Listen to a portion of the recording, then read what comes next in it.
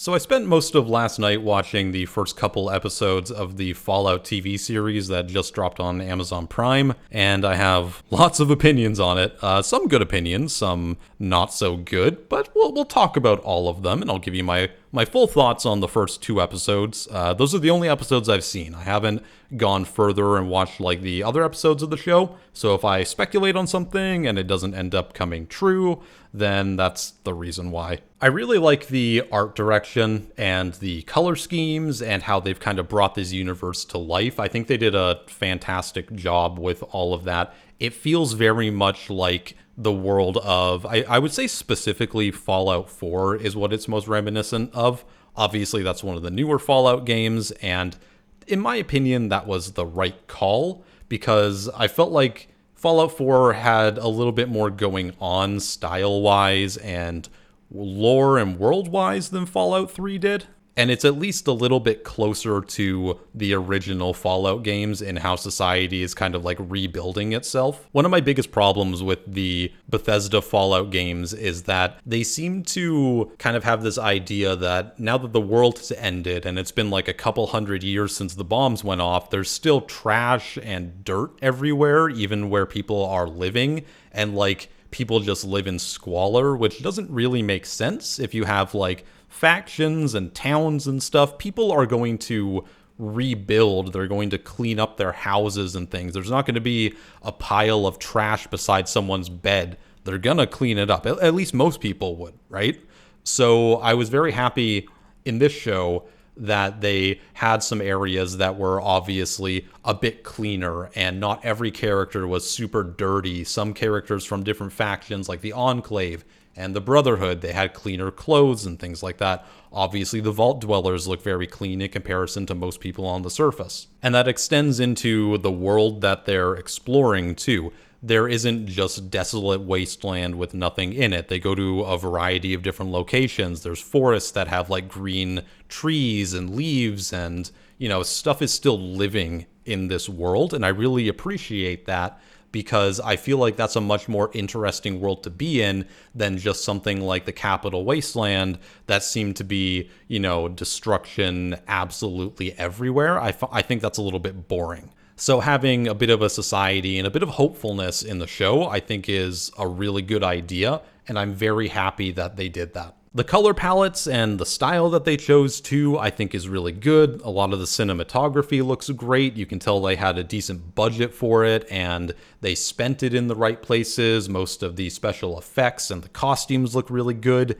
They did a great job, in my opinion, with the set design and the character designs and all their costumes and props in not making them look like it's all a cosplay. This has been a big problem for me in a lot of like Netflix adaptations of animated shows, for example, things like the One Piece Netflix series. I felt like a lot of the time it just looked like I was watching somebody at like a Comic-Con convention. Everybody looked a little bit too clean. Their hair looked very gelled and things like that. And in this show, for the most part, there are some exceptions. I feel like they did a better job of making the world look stylized but still lived in.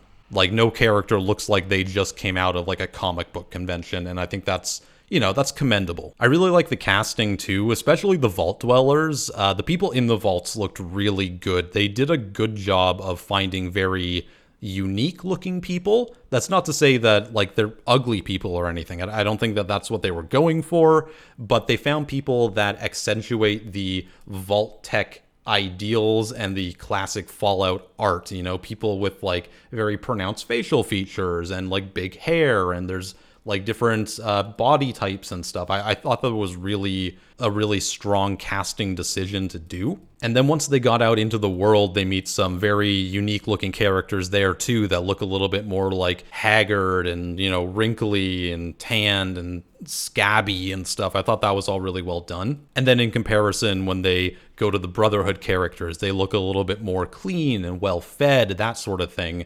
I think they did a fantastic job in just finding the right people for the right roles in the different factions and groups that are presented in the show. I think for the most part, they nailed a lot of very classic Fallout humor in the show too. They went to some places that I definitely didn't expect them to go to. It very much reminds me of The Boys. I know that there are a lot of the same people that worked on that show working on this one, and you can see it in the fight scenes and the amount of gore in the show they did not shy away from. I don't think it's quite The Boys level, but it's very much in theme with the Fallout games that are historically all about exploding people's bodies and limbs and stuff. So you see some horrific injuries. Like one character just gets like stabbed in the eye with a fork, and then she's still fighting and doesn't even really care. And for the rest of the episode, like she's just holding her eye and it's like bleeding profusely. I thought that stuff was all great. There's some really good gore effects in it.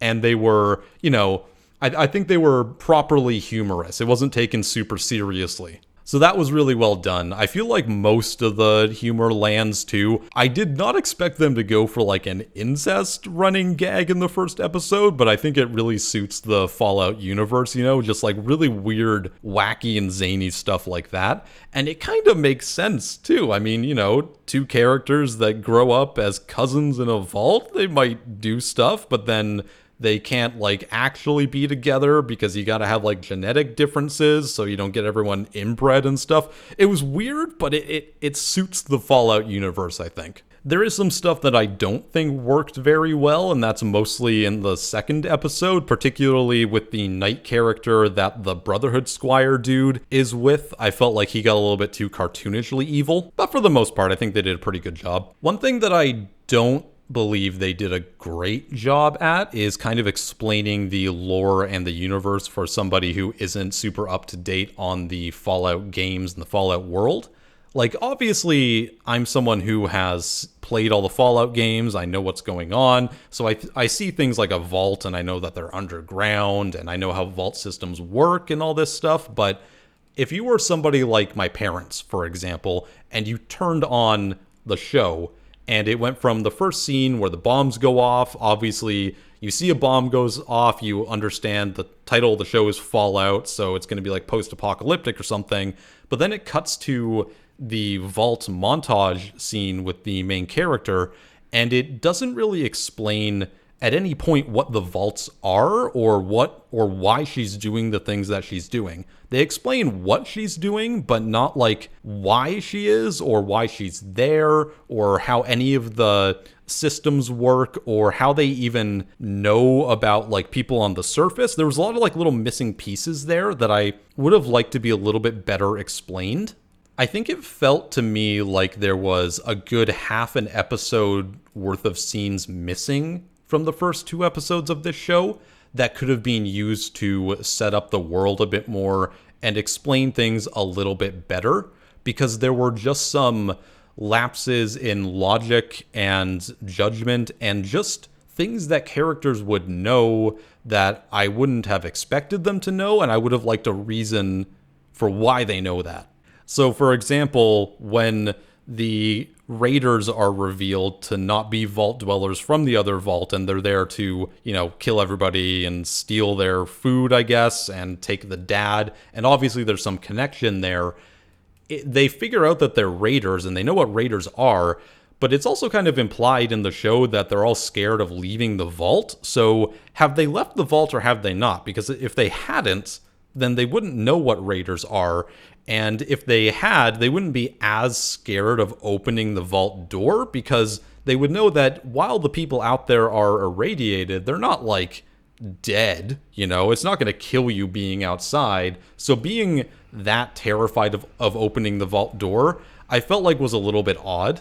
I also think they could have done a little bit more to set up the dangers of the prospect of even going outside a little bit more. Like maybe something could have burrowed into the vault from outside in the episode and they had to deal with that. So it kind of gives you a taste of the danger, where in this episode, you get raiders that come in from a different vault, and I think it would be easy for someone who wasn't up to date on the Fallout lore to miss that they were from the surface, really, and they killed everybody else. And because they had them dressed up as vault dwellers too, it kind of like took away the raider scariness of them to an extent.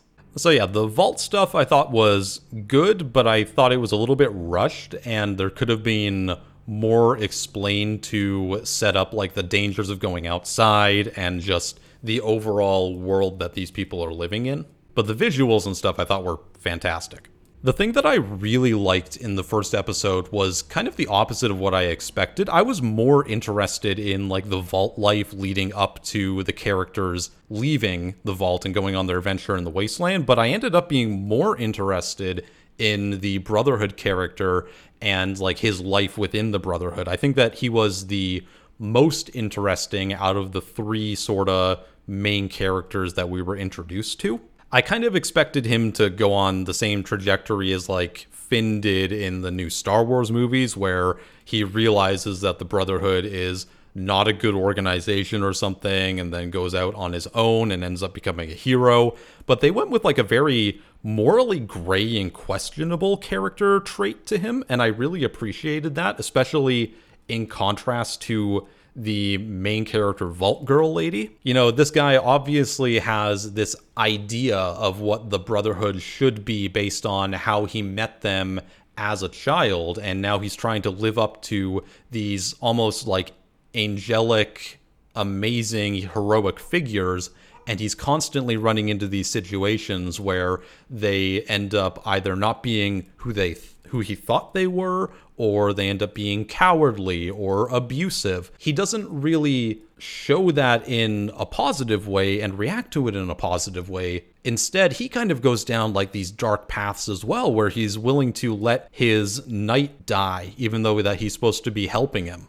Or it's implied that he may have injured his aspirant friend so that he could go on the search party instead of them. You know, this is a guy that is trying to do whatever he can to become a big deal in the Brotherhood so that he can make change in the same way that he saw it happen as a kid. And he's taking these shortcuts to get there.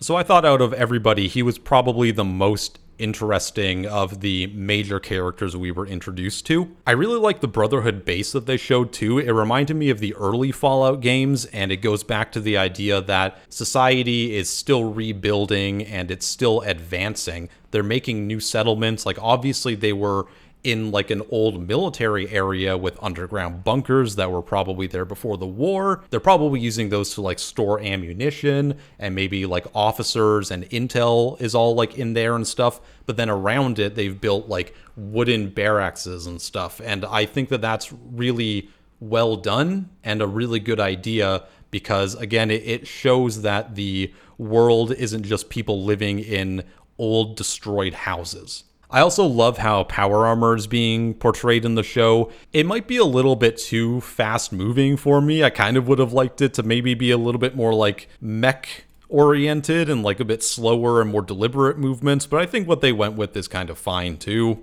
I love the idea that when they talk through the power armor helmets, it makes them sound super intimidating. Like that makes total sense. You intimidate your enemies as you're fighting them. That was a great idea. And it's obviously borrowed a lot of stuff from Warhammer 40k for this show, just in how the Brotherhood is presented and like the priests there and everything. It obviously they took a lot of inspiration from that, and I think that was a good call. I also like how they kind of showed that the older Brotherhood members are a lot more pragmatic and like invested in the dogma of like seeking out new technology and safeguarding it from like evil corporations and entities and factions like the Enclave, for example. Whereas like a lot of the aspirants were probably like wasters that signed up for the Brotherhood for the promise of like food and shelter, and they've all got their own goals and they're bullying each other and doing all this stuff that you would see in like a modern military setting.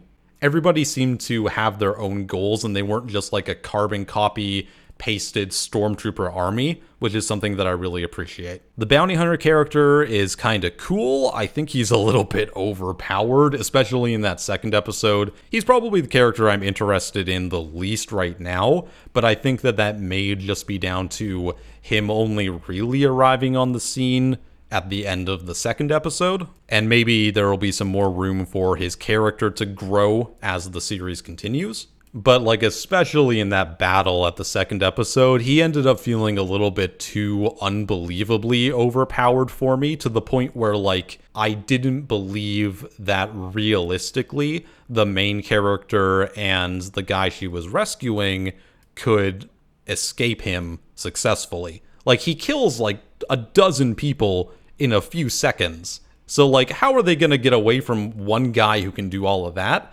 And then all of a sudden, the squire guy shows up in his power armor suit, and all of a sudden, the ghoul guy is like having trouble fighting him. And I get it, he's in power armor, but he doesn't know how to use the power armor. So he should be able to dispatch of him pretty easily, and he eventually does, but it seemed like kind of a weird contrast with how easily he killed like 12 people earlier, and then how he had to deal with the one guy in the power armor.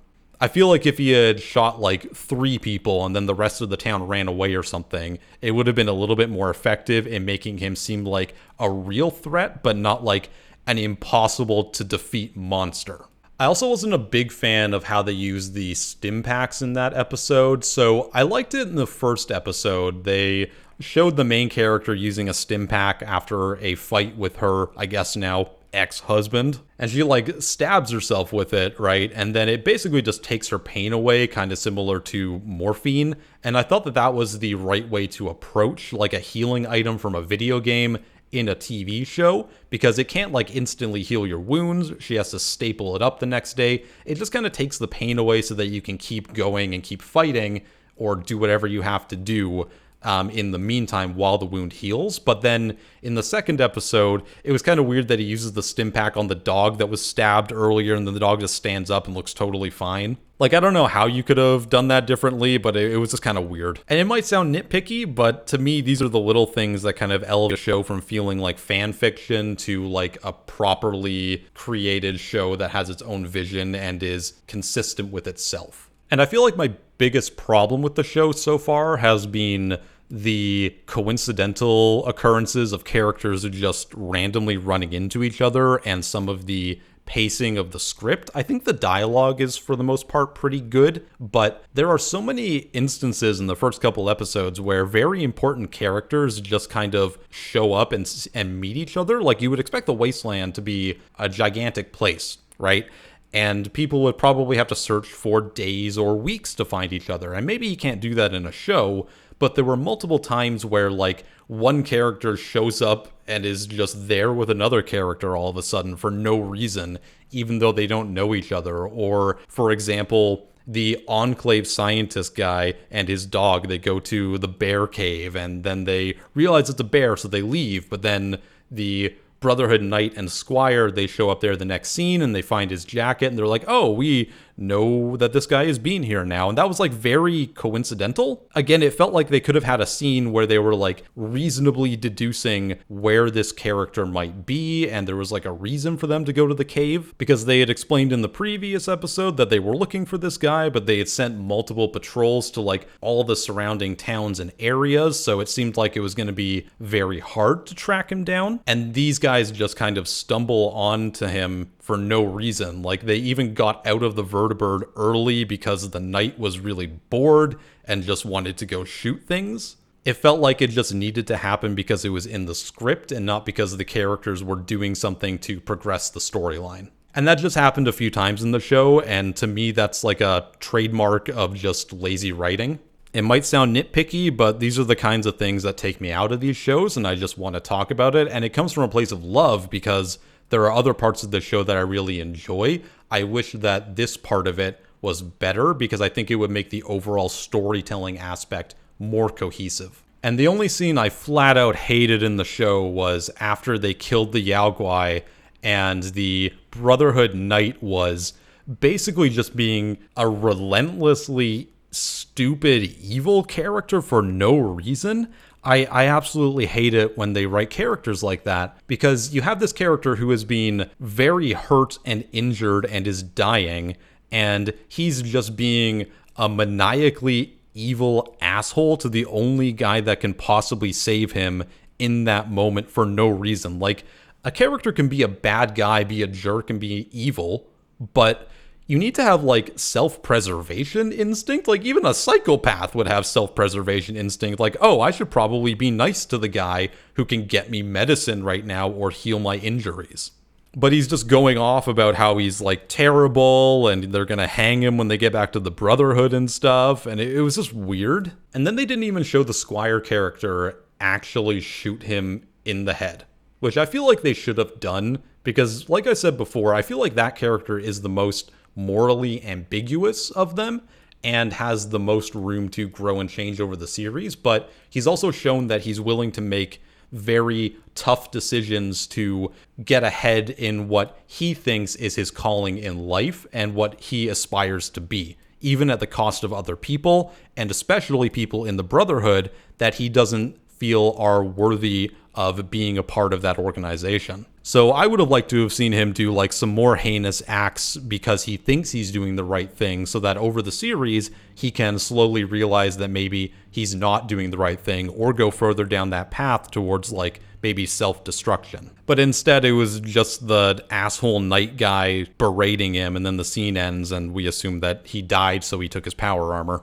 I feel like it could have just been handled better. So overall for the show, at least in the first 2 episodes, I did enjoy it. I just wish there was a bit more explanation for why certain characters meet and why things happen, and maybe for like people that aren't as invested in the franchise or don't know about it, maybe there could have been a bit more explanation about like what the world is to them. But as far as nailing the art style and the different factions and the comedy, I think they did a really good job in bringing the franchise to life. And you can tell that they did study the franchise enough to make everything feel very similar to the game. I'm also very, very happy that they didn't just try to redo one of the game's storylines. I feel like that doesn't usually work when you try to do a video game adaptation into movies or television, because the way that you write game stories is so different than what you would do for scripting for a show or a movie, because they're just inherently longer, and when certain story beats happen, you naturally have to transition into gameplay, so it elongates everything even further. So having their own contained story here that is similar to other things that we've seen in the franchise before, but is still telling its own unique thread and story, I think is the best way to approach it. So those are my thoughts on the first couple episodes of the Fallout TV series. I'm going to watch a few more tonight probably, and maybe make another video explaining what I think about the next few episodes. Hope you guys enjoyed. If you did, please consider leaving a like and subscribing to my channel. And let me know what you think. Do you agree? Do you disagree? Do you have other things you want to talk about? Do you want to tell me how your date was? I'll listen to you. That sounds good. I am Patty Jack. I'll see you next time.